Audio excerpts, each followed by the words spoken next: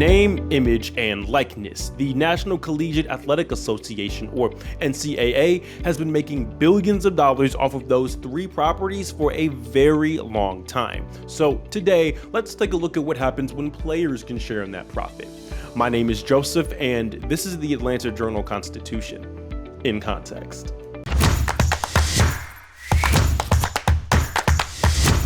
Now, if anything I say sounds interesting and you want to read more, our AJC reporter Tim Tucker has a full story on this where he goes into much more detail. It'll be the first link right below that like button. Now, if we want to understand the current state of name, image, and likeness, or NIL, we have to go back to September 30th, 2019. That's when California became the first state to pass an NIL law to pay college athletes, which was a massive move. Prior to that, college athletes couldn't be paid for use of their identities. They couldn't be paid for autographs, NCAA video games, or even YouTube vlogs.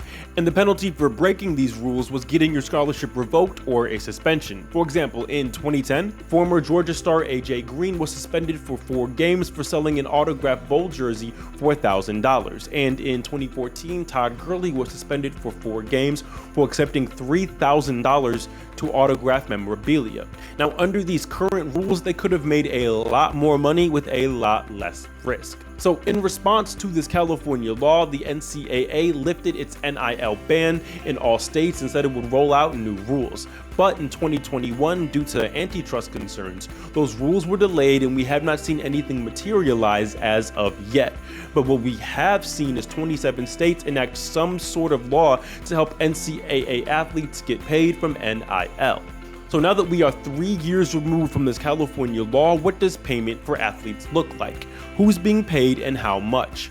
Well, of athletes being paid, 50.6% are football players, 15% are men's basketball players, and 18.5% are women's basketball players, and the other 16% make up all the other sports. And out of the some 3,500 contracts given to athletes, 5 out of the 10 top earners are female. Sports attorney Darren Heitner said of the new rules, quote, "It's really opened the door for athletes who never should have been prevented from exploiting their fame. Overall, I'm quite pleased with how this has been playing out."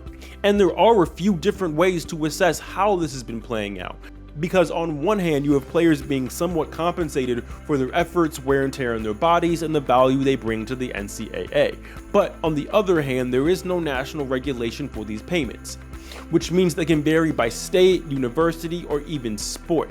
As Aaron Murray said, quote, "That's why it's the wild, wild west, because it's not uniform across the country. Certain states are allowing more involvement for universities.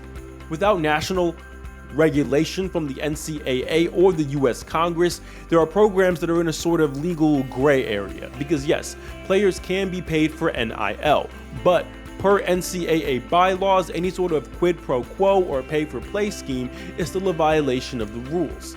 One such program is the Texas collective Horns with Heart.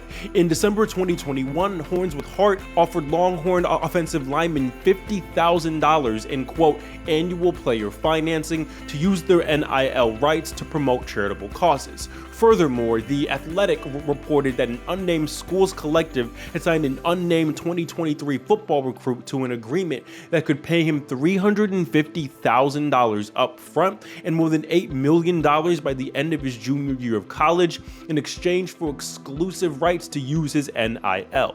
Is this quid pro quo? Players are allowed to profit from NIL, but are third parties allowed to facilitate that? How closely can they work with the universities? How do you delineate between pay for play and helping athletes get compensated?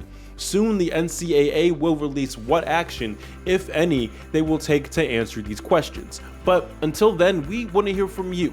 What do you think? Let me know any and all thoughts in that comment section down below.